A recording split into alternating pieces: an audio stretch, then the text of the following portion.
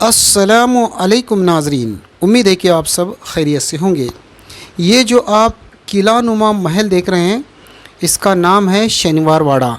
ये महाराष्ट्र स्टेट के पूना ज़िले में है, जो इंडिया में है। ये शनिवार वाड़ा मराठों के उरूज़ और ज़वाल की पहचान भी है। ये तारीख़ के एतबार से बहुत अहम महल है।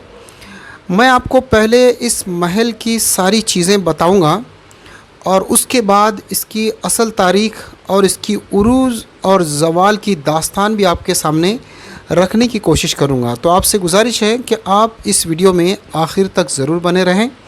इस महल की हिफाजत के लिए चारों तरफ ऊंची ऊंची दीवारें बनाई गई हैं और सामने जो मेन दरवाज़ा है, जिसको दिल्ली गेट कहते हैं, यहाँ पर ये दो बुलंद तरीन बुरुज है हिफाजत के लिए, और इन दोनों बुरुज के दरमियान में ये दरवाज़ा है।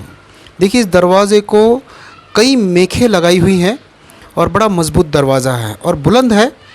ये मेखें इसलिए लगाई जाती है कि उस ज़माने में हाथियों से टकरा कर दरवाज़े को तोड़ दिया जाता था, तो हाथियों से इस दरवाज़े की हिफाजत के लिए ये मेखें लगाई हुई हैं।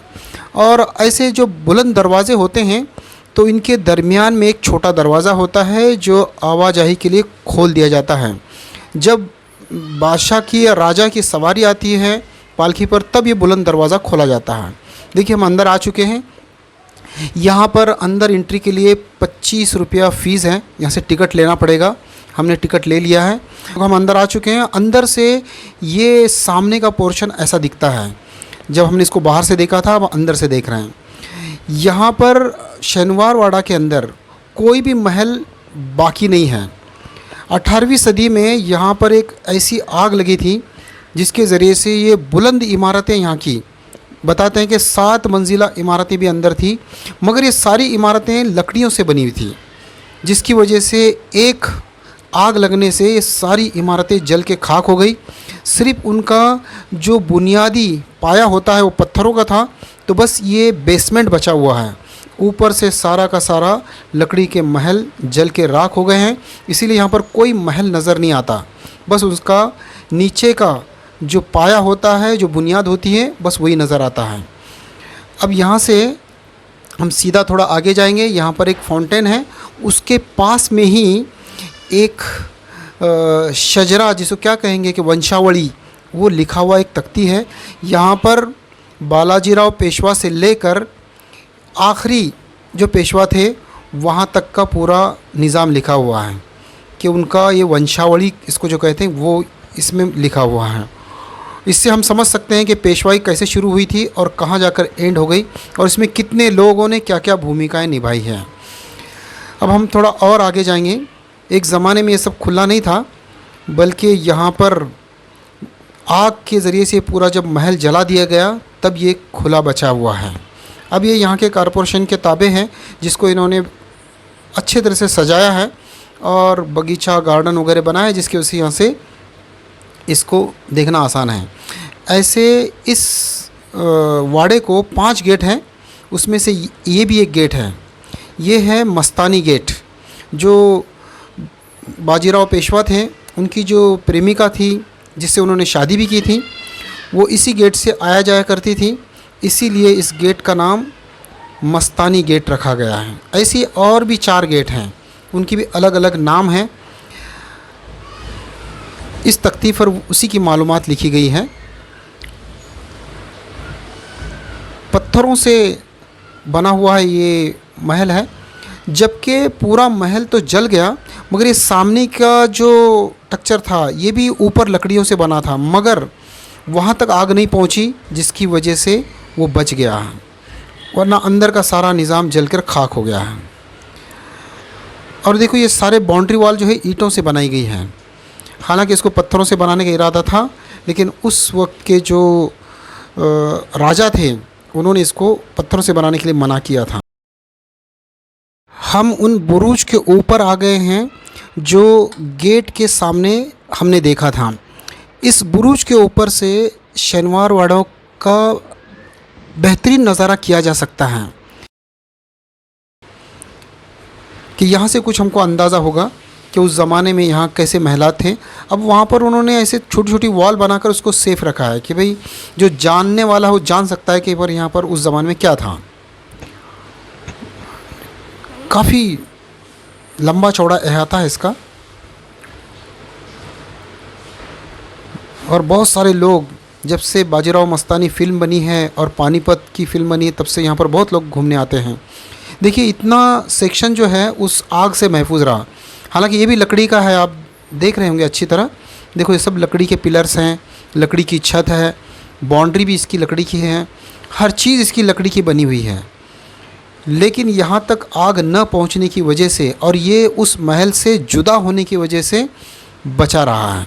ये शनिवारवाड़े का जो मेन दरवाज़ा है, जिसको दिल्ली गेट कहा जाता है, वहाँ का नज़ारा है। देखो यहाँ पर भी बहुत सारे लोग जमा हैं। इस दरवाज़े से बिल्कुल करीब ही एक नदी बहती है, बल्कि दो नदियों का संगम भी है थोड़ी दूर जाने के बाद, जिसको मुड़ा मुठा संगम कहते हैं। इस वाड़े के मुतालिक एक अफवाह भी है। अब वो कितनी सच है कितनी गलत है वो उन्हीं को पता है। वो कहते हैं कि जब इस वाड़े के अंदर नारायण राव पेशवा का जब कत्ल हुआ और पारधियों ने जब उनका कत्ल कर दिया, तो वो अपने आप को बचाने के लिए रघुनाथ राव अपने जो चाचा थे उनकी कोठी की तरफ दौड़े, लेकिन वो भी उनको नहीं बचा सके। आखिर उनका यहाँ पर कत्ल हो गया। उस वक्त जो वो काका मला वाचवा, जो मराठी में लफ्ज़ है कि चाचा मुझे बचाओ, ये अल्फाज यहाँ के लोग कहते हैं कि हर अमास या पूनम को सुनाई देते हैं कि उस ज़माने में, यानी उनका जो कत्ल हुआ था, उनकी आत्मा अभी भी यहाँ पर घूमती है। फिर उनको इस वाड़े में जब उनको कत्ल कर दिया गया, तो कत्ल करके वो सामने जो नदी है उसके अंदर उनके जिस्म के टुकड़े करके और थैली में भर के वहाँ पर जो फेंक दिया गया, ऐसा बताया जाता है। तो ये एक कहावत है। अब इसमें कितनी सच्चाई है बस वही बेहतर जानते हैं। और कहते हैं कि यहाँ पर रात को जाना मना है और रात में यहाँ पर जो है इस तरीके की आवाज़ें आती हैं। अब हम जानने की कोशिश करेंगे कि इसका इतिहास जो जुड़ा हुआ है मराठाशाही से। यानी बाजीराव पेशवा ने इस महल को बनवाया था अपनी हुकूमत के दौरान में। 1730 में बाजीराव पेशवा अव्वल के ज़रिए से इस महल की शुरुआत हुई थी। उस दौर में मराठाशाही बड़े उरूज पर थी, लेकिन उसके बाद 3-4 पीढ़ियाँ पेशवाओं की इस महल में गुज़री है। उसके बाद से इस मराठाशाही को तनज़्ज़ुल का दौर शुरू हुआ है और होते होते एक वक्त ऐसा आ गया कि ये ब्रिटिशों के हवाले करके जो आखिरी पेशवा थे वो कानपुर शिफ्ट हो गए थे। लेकिन ये जो उरूज और ज़वाल को इस वाड़े ने जो अपनी आँखों से देखा है, इस दरमियान में वजूहात इसकी क्या रही? वही वजूहात रही हैं जो सारी सल्तनतों की होती हैं। यानी बाप के बाद बेटे को जो हुक्मरानी सौंपी जाती है, गद्दी सौंपी जाती है, भले वो लायक हो या ना हो और वो राज कारभार चलाने के समर्थ हो या ना हो, लेकिन बाप के बाद बेटा जो हुकूमत चलाता है, ये प्रथा चाहे मुस्लिम हुकूमत हो या गैर मुस्लिम हुकूमत हो, इसके पतन का ज़रिया बनती हैं।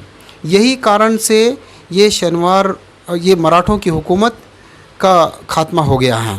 वैसे मुग़ल हुकूमत में भी बहुत सारे काबिल बादशाह गुज़रे हैं, लेकिन उसके बाद कुछ नालायक बादशाह भी गुज़रे हैं जिनको बिल्कुल हुकूमत चलाने का कोई तजुर्बा नहीं था और वो हुकूमत चलाने के लायक भी नहीं थे।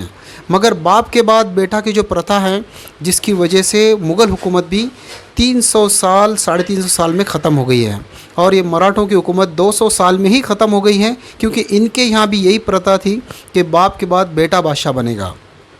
ऐसी आप ले लीजिए कोई भी मुसलमानों की हुकूमत ले लीजिए, चाहे खिलजी सल्तनत ले लीजिए, गौरी सल्तनत ले लीजिए, सूरी सल्तनत ले लीजिए, कोई भी हुकूमतें 100 साल या 200 साल से ज़्यादा नहीं चली हैं। क्यों? कि इनके अंदर एक बात थी कि वो बाप के बाद बेटे को जो है हुकूमत सौंपते थे, चाहे वो लायक हो या नालायक हो। लेकिन असल इस्लामी उसूल तो ये है कि बाप के बाद बेटा नहीं, बाप के बाद वो शख्स जो उस हुकूमत को चलाने का लायक हो।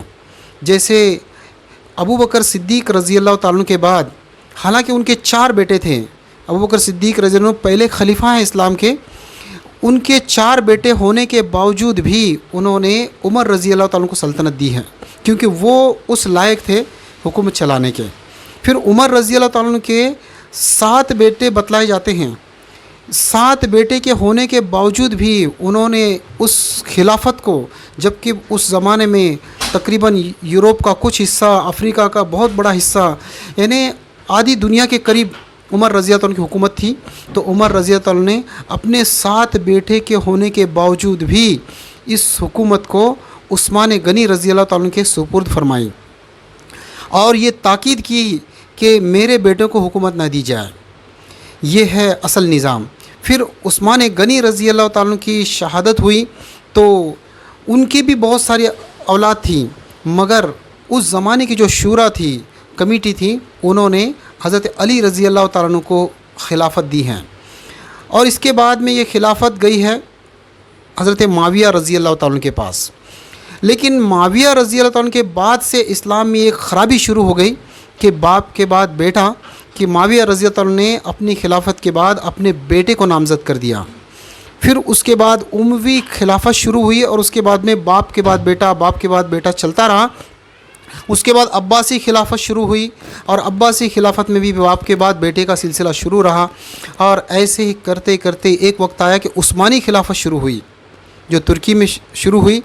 लेकिन उनमें एक बात थी कि वो बेटों में से भी जो लायक होता उस एक ही बेटे को चुनकर उसकी वैसी ट्रेनिंग करके उसको खलीफा बनाते, यानी बाकी सारे बेटे होते उनको मार दिया जाता।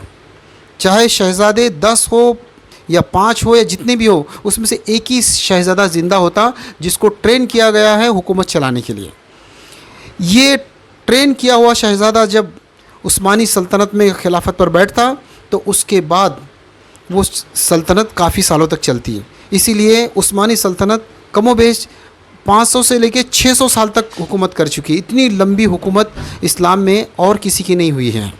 आप अगर देख लेते हैं, स्पेन में इस्लामी हुकूमत जो थी, वहाँ पर भी बाप के बाद बेटा, बाप के बाद बेटा करते करते एक वक्त ऐसा आया कि चाचा और भतीजे में ही जंग शुरू हो गई और ये वहाँ की 700 साल की इस्लामी हुकूमत का ख़ात्मे का ज़रिया बना। अब ये शनिवारवाड़ा भी इसी बात की गवाही देता है कि यहाँ पर भी चाचा और भतीजे में नाइत्तफ़ाक़ी हुई और इस नाइत्तफ़ाक़ी की वजह से यहाँ पर तनाज़ुली हुई और आपस में बहुत सारे इख्तलाफात हुए, जिसकी वजह से मराठी हुकूमत भी 200 साल के अंदर सिमट कर ख़त्म हो गई। तो इस शनिवारवाड़े को देखकर हमको ये बात जानना ज़रूरी है कि बाप के बाद बेटे का जो निज़ाम है ये गलत निज़ाम है। अब जो हमारे हिंदुस्तान में हुकूमत है, जमहूरी हुकूमत है, यहाँ पर प्रजा जो है अपना बादशाह चुनती है। बाप के बाद बेटा चुनने का कोई सवाल ही नहीं है। बहुत सारे लोग गांधी परिवार पर परिवारवाद का इल्ज़ाम लगाते हैं, लेकिन यहाँ पर बाप के बाद बेटा खुद से नहीं बन जाता है, बल्कि जब वो चुन कर आता है तो पार्लियामेंट के जितने भी एमपी होते हैं तो वो चुनकर प्रधानमंत्री बनाते हैं। अगर वो चाहें तो किसी और को भी बना सकते हैं, लेकिन अगर उसी घर के लोगों को अगर बनाया जाता है तो हो सकता है कि वो इस बात के लायक हों। तो ये बहुत अच्छा निज़ाम जो है चला है और काफ़ी सालों से ये चल रहा है, जिसकी वजह से आज मुल्क तरक्की कर रहा है और पूरी दुनिया भी तरक्की कर रही है, क्योंकि दुनिया के अंदर भी लायक लोगों को आगे लाया जा रहा है। ऐसा नहीं कि बाप के बाद बेटा, लेकिन कुछ इस्लामी मुल्कों में आज भी बाप के बाद बेटे का निज़ाम चल रहा है और ये निज़ाम इनको एक दिन ज़रूर ले डूबेगा। उम्मीद करता हूँ कि इस वीडियो से कुछ बातें आपके समझ में आ गई होगी। अगर ये वीडियो आपको अच्छी लगी है और इसमें से कुछ बातें आपको अच्छी लगी तो इस वीडियो को ज़रूर लाइक करें और चैनल को सब्सक्राइब भी करें। चलो तो मिलते हैं ऐसी किसी और वीडियो के साथ। अल्लाह हाफ़िज़।